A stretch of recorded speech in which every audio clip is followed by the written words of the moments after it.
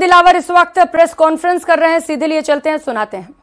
तो कुछ विद्यालय में कक्षा 1 से 3 तक तो कोई बच्चा ही नहीं है, पर अध्यापक हैं। उसके चौथी पांचवी में एक एक बच्चा पर विधायक हैं, टीचर्स हैं, बच्चे है ही नहीं। और कहते हैं हम महात्मा गांधी अंग्रेजी स्कूल खोल रहे हैं। महात्मा गांधी को कितना अपमानित कर रहे हैं ये, उसकी हद नहीं। महात्मा गांधी की जय जयकार की बातें करते हैं। ये घोर महात्मा गांधी जी का अपमान है कि शिक्षण संस्थाएं गंदगी के ढेर से घिरी हो। जहां भी गया मैं गंदगी के ढेर मिले, एक विद्यालय थोड़ा सा सामान्य सा मिला मुझे, उसके अलावा तो गंदगी के ढेर हैं। चाहे शौचालय देखो, चाहे उसका कमरों का अंदर देखो, चाहे उसका प्रांगण देखो, सब जगह यही स्थिति है। मैं पंचायत राज के पंचायत भवनों में गया तो वहां की भी स्थिति बहुत खराब है। यानी ग्राम विकास अधिकारी सरपंच अपने शौचालय को साफ नहीं रख सकता है। चारों तरफ गंदगी के ढेर हैं, शौचालयों के ताले हैं, वहां आगंतुक को पेशाब भी नहीं करने देते।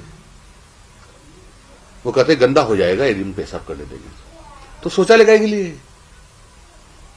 वो उसका उपयोग तो करेगा, आगंतुक कहां जाएगा?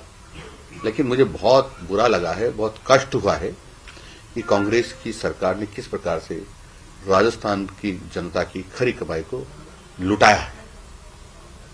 और ये कांग्रेस है ना, छात्रों की दुश्मन है। क्योंकि शहरों में तो शिक्षकों की भरमार है, लेकिन विद्यार्थी नहीं है। गांव में विद्यार्थियों की भरमार है, लेकिन शिक्षक नहीं है, अध्यापक नहीं है। मेरे समझ में नहीं आ रहा कि आखिर में छात्रों के दुश्मन बने क्यों? छात्रों ने बिगाड़ा क्या इनका? और छात्रों को अंधकार में धकेलना, ये देश के साथ दुश्मनी निकालना है। कि देश के प्रदेश के बच्चों को यदि आप अनपढ़ रखोगे तो उनके साथ ज्यादती होगी। मैं इसको समान अनुपात में सभी जगह अध्यापक लगाऊंगा। राजस्थान में यह सच है कि 25% के लगभग अध्यापक कम हैं, तो उसी अनुपात में सब जगह कम होना चाहिए। पर यहां तो भरमार है और वहां विद्यालय खाली पड़े। मैं कोशिश करूंगा जो मेरे पास अध्यापक हैं उनका किस प्रकार से ठीक तरह से उपयोग कर सकूं, वो कोशिश करूंगा। जो गंदगी के बारे में मैंने सबको कहा है, चाहे वो पंचायत राज के अधिकारी हो, चाहे शिक्षा विभाग के हो। यदि आप अपने विद्यालयों की साफ सफाई ठीक प्रकार से नहीं रख पाते हैं और आपको लगता है कि हमारे पास संसाधन नहीं है, तो आपको मैं बहुत अच्छे साफ सुथरे विद्यालयों में भेज दूंगा, जहां पर साफ सुथरा भी रहता है और गांव के लोग भी सफाई करते हैं और सब लोग सहयोग करते हैं ताकि विद्यालय साफ रहता है। वो गांव में है, ऐसे विद्यालय में भेज दूंगा ताकि आपको साफ सफाई नहीं करना पड़े, उसके लिए तैयार रहे। अब देखो, उनको लगता होगा कि हम साफ सफाई नहीं कर सकते, साफ स्वच्छ विद्यालय में जाना चाहते हैं, तो भेज दूंगा, मुझे कोई दिक्कत नहीं है। पर विद्यालयों में शिक्षक नहीं है और एक तरफ डेपुटेशन की एक संख्या जयपुर में जो समझ देखने को मिल रही है वो बड़ी तादाद में, तो डेपुटेशन भी क्या निरस्त होंगे? इस पर क्या है?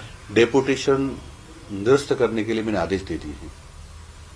अधिकांश डेपुटेशन निरस्त भी हो गए हैं। मेरी मोटी मोटी जानकारी के अनुसार परसों की तारीख तक, पिछले 2 दिन की तारीख तक बात हो तो लगभग 900 से ऊपर ऐसे अध्यापक हैं जो भी रिलीव नहीं हुए हैं। मैंने हमारे जो निदेशक है शिक्षा के, मोदी जी, उनको कह दिया है कि आप सब डीओ से लिखवा के ले लें कि हमारे यहाँ डेपुटेशन में कोई नहीं है।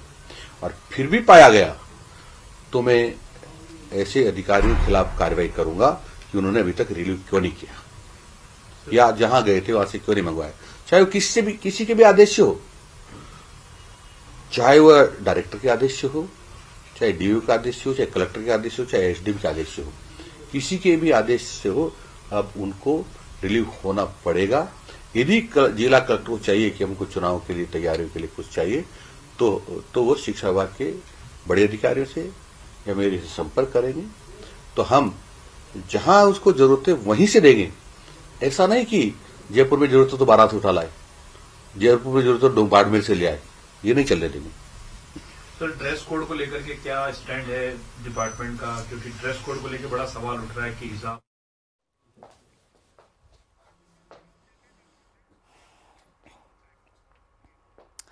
तो मदन दिलावर शिक्षा मंत्री को आप सुन रहे थे, जिन्होंने औचक निरीक्षण को लेकर बताया कि किस तरीके से स्कूलों में कमियां हैं और उन्हें दूर करने की कोशिश की जा रही है। मदन दिलावर ने एक बार फिर स्कूल में हिजाब को लेकर कड़ा रुख भी दिखाया है। मदन दिलावर का कहना है कि स्कूल नियमों से चलेंगे और सभी को नियम मानने ही होंगे। सुनिए मदन दिलावर ने और क्या कुछ कहा। मैंने किसी भी बदलाव की बात नहीं की है। मैं तो जो पहले से नियम बने हुए हैं उनकी पालना कराना चाहता हूं, क्योंकि जैसे पहले से ये कि ड्रेस पहनकर ही विद्यालय में छात्रों को जाना चाहिए, मैं तो उसी की बात कर रहा हूं कि अपना जो गणवेश है, जिसको ड्रेस भी कहते हैं, पोशाक भी कहते हैं, वही पहन करके छात्रों को अपने विद्यालय में जाना चाहिए। इसके अतिरिक्त और कुछ नहीं। मैं देशवासियों को बधाई देना चाहता हूं और माननीय न्यायालय का आभार व्यक्त करता हूं कि उन्होंने सारे साक्ष्यों के आधार पर निर्णय दिया है कि जो 1993 से ज्ञानवापी मस्जिद के अंदर तहखाने में जो भगवान की मूर्तियां विराजी थी, उसकी पूजा पाठ बंद हो गया था, वो अब 7 दिन के अंदर उनकी पूजा पाठ प्रारंभ कर सकते हैं। और इसका अर्थ ये होता है कि पूरा जो ज्ञानवापी मस्जिद परिसर है वो बाबा काशी विश्वनाथ जी का है और सारे के सारे को अब ऐसा लगता है कि माननीय न्यायालय निर्णय देगा जब वह हिंदू पक्ष को सौंपेगा। हम किसी भी हिजाब के खिलाफ नहीं हैं। हमने कहा ही नहीं हम हिजाब के खिलाफ हैं।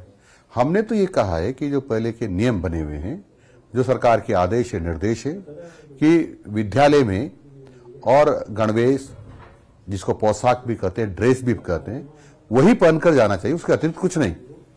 देखो, पूरा विश्व जानता है कि ज्ञान की देवी सरस्वती मां है और विद्या मंदिर में सरस्वती मां की मूर्ति नहीं होगी तो मैं समझता हूं हमारा ज्ञान अधूरा हो सकता है। इसलिए सरस्वती मां की मूर्ति, चित्र, उसकी प्रतिमूर्ति होना ही चाहिए। वो हमारे लिए प्रेरणा देने वाली है। तो वहीं मदन दिलावर ने सूर्य नमस्कार को भी जरूरी बताया है। मदन दिलावर का कहना है कि कांग्रेस ने सरस्वती मूर्ति लगाने पर ऐतराज किया था। कांग्रेस के लोग सरस्वती माता को मानते नहीं हैं। वहीं कांग्रेस पर गलत पाठ्यक्रम पढ़ाने की भी बात कही है। सुनिए। सूर्य के बिना हमारा जीवित रहना बहुत असंभव है, तो हमको जो जीवित रखता है, प्राण देता है और सब कुछ हमारा अंधियारा गायब करता है, उस भगवान की पूजा आराधना क्यों नहीं करें हम लोग। और इसीलिए हमने ये आदेश दिया है शिक्षा विभाग को कि सभी स्वयंसेवी संस्थाओं, उस क्षेत्र के लोगों का सहयोग लेते हुए सूर्य नमस्कार का अभ्यास 15 दिन रोज करें। रोज करें सूर्य नमस्कार का अभ्यास।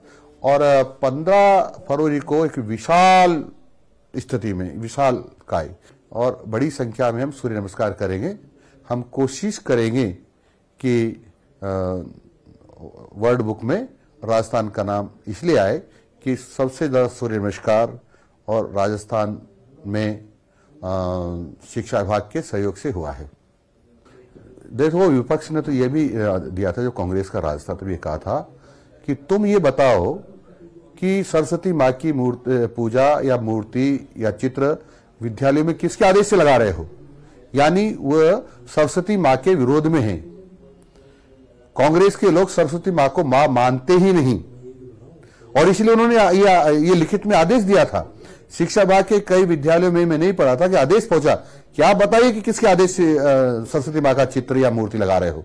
ये दुर्भाग्य है कि हमारे देश में हमारे ज्ञान के मंदिर, विद्या के मंदिर हैं, उसमें विद्या की देवी सरस्वती माँ की मूर्ति या चित्र ना हो। ये अनादिकाल से है, इसकी कोई लिखित ऑर्डर की जरूरत नहीं है। जैसे कई पुस्तकों में शिवाजी को कहा गया पहाड़ी चूहा। कुछ मैंने पहले में 10-15 साल पहले पुस्तकें पढ़ी थी एनसीईआरटी की, तो उसमें था चंद्रशेखर आजाद, भगत सिंह आतंकवादी हैं और कांग्रेस कहती कि वीर सावरकर देशभक्त है ही नहीं। और कांग्रेस का शासन था तब से हम हमारे बच्चों को और हमको भी पढ़ाया कि अकबर महान था। अकबर महान कैसे हो सकता है? वो तो मीना बाजार लगा करके सुंदर लड़कियों को उठा करके ले जाता था, उनके साथ कुकर्म करता था, आक्रांता था, और उसने हमारे जो महाराणा प्रताप हैं उन्हें पूरी मेवाड़ की रक्षा के लिए लड़ाई लड़ी है। तो महान तो महाराणा प्रताप है, ये तो आक्रांता बलात्कारी है, और उसको महान पढ़ाना मैं समझता हूं राजस्थान के बच्चों के साथ ज्यादती है।